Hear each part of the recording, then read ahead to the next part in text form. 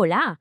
Hoy vamos a meternos de lleno en una de las novelas más duras, más impactantes de la literatura española, La familia de Pascual Duarte, de Camilo José Cela. Vamos a desgranarla juntos, a buscarle todas las vueltas, para que el examen no se le escape absolutamente nada. ¿Empezamos? Es que la novela arranca y ¡zas!, te suelta esto en la cara. Es la declaración de principios de Pascual, una confesión y a la vez casi una excusa. Desde este mismo instante, Cela ya nos está lanzando la gran pregunta que va a resonar en toda la lectura. ¿Pascual es un monstruo? ¿Un asesino sin más? ¿O es en realidad una víctima de las circunstancias, del mundo que le tocó vivir? Esta frase de verdad es el corazón de todo el conflicto. A ver, para entender bien a Pascual hay que tener clara una palabra: tremendismo. Y es que esta novela no es que sea tremendista, es que lo inventa, es la que pone la primera piedra. El tremendismo busca básicamente darte un puñetazo en el estómago, mostrarte la realidad sin filtros, sin adornos, lo más crudo y brutal. Miseria, violencia a flor de piel y personajes que se mueven por los instintos más básicos. Es el reflejo literario perfecto de esa España de posguerra, herida y llena de angustia. Bueno, este es el plan de vuelo que vamos a seguir. Primero, el contexto de esa España rota, que es fundamental.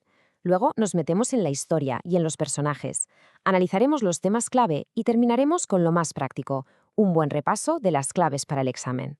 Empezamos por aquí, por el contexto. Y esto es importantísimo porque es imposible, de verdad, imposible entender a Pascual Duarte si no entendemos la España que le tocó vivir. Su mundo, su violencia y su destino son un resultado directo de una de las épocas más convulsas de nuestra historia. Esta cronología nos ayuda a situarnos. La vida de Pascual transcurre en esas décadas tan agitadas que terminan estallando en la Guerra Civil. Pero ojo a la última fecha. La novela se publica en 1942. La guerra acaba de terminar, las cenizas, como quien dice, aún están calientes. Y esa atmósfera de pesimismo, de brutalidad, se respira en cada página del libro.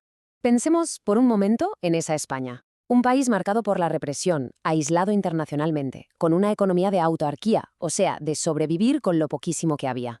Esto significaba hambre, racionamiento, el famoso extraperlo o mercado negro.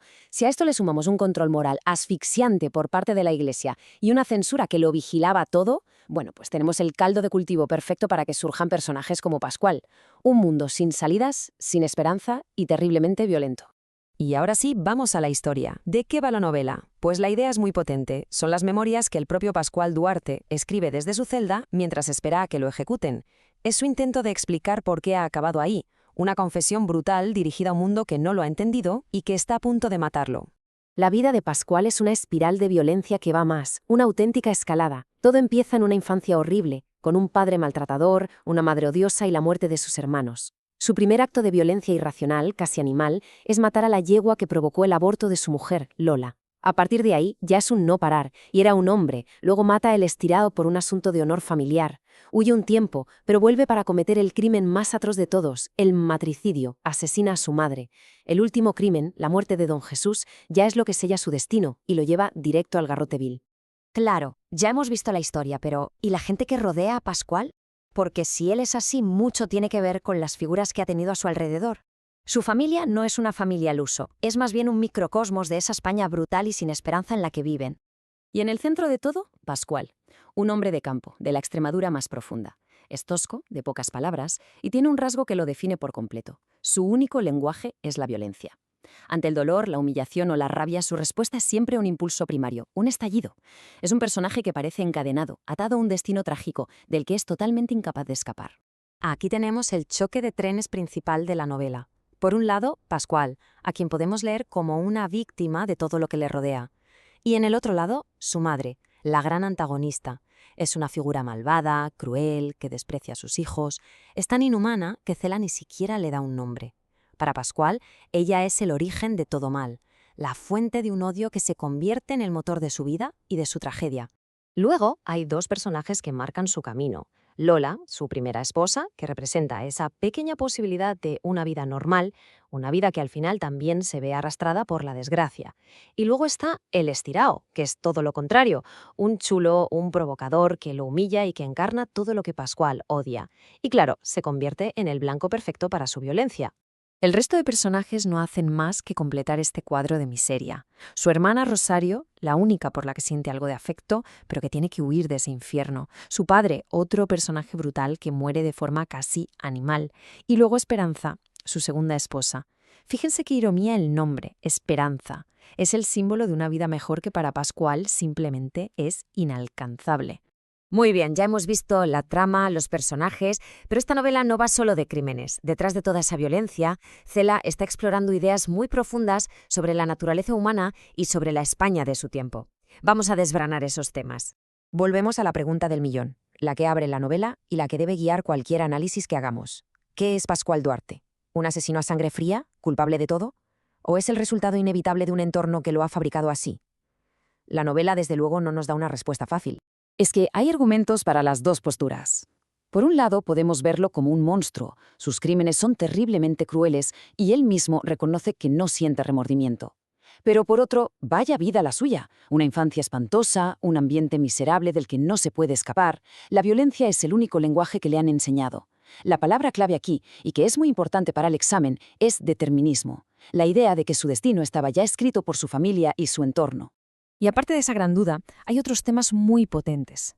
La violencia, que como decimos es casi la única forma de comunicarse en ese mundo, el determinismo, que ya hemos comentado, el machismo, que es un reflejo brutal de la mentalidad de la época, y por supuesto la muerte. La muerte es un personaje más, es una sombra que persigue a Pascual desde la primera página hasta la última.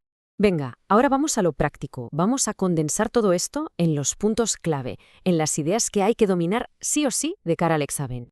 A nivel literario, hay 4 cosas que hay que saber. Primero, la estructura. Es una novela epistolar, sus memorias, lo que le da un aire de documento real. Segundo, el narrador. Es el propio Pascual, en primera persona, lo que significa que su visión es subjetiva y, por tanto, no es un narrador fiable. Tercero, el estilo. Cela clava un lenguaje de campo, directo, a veces vulgar, que se conoce como chocarrero, lo hace muy creíble. Y cuarto, la técnica. Es una gran retrospección, un enorme flashback, lo cuenta todo desde el final. Y estas suelen ser las preguntas típicas de examen. El papel de la violencia, la pregunta de si es producto de su medio, las características del tremendismo, el análisis de la familia. Lo ideal es practicar cómo se desarrollaría una respuesta para cada una de ellas, buscando ejemplos concretos en el libro. Para terminar, unos cuantos consejos prácticos. Va muy bien hacerse un esquema de personajes para tener claras las relaciones. También una línea de tiempo con los crímenes de Pascual, para no perderse. Es muy buena idea memorizar un par de citas, sobre todo la primera. Y lo más importante, relacionar siempre la obra con el contexto de la posguerra.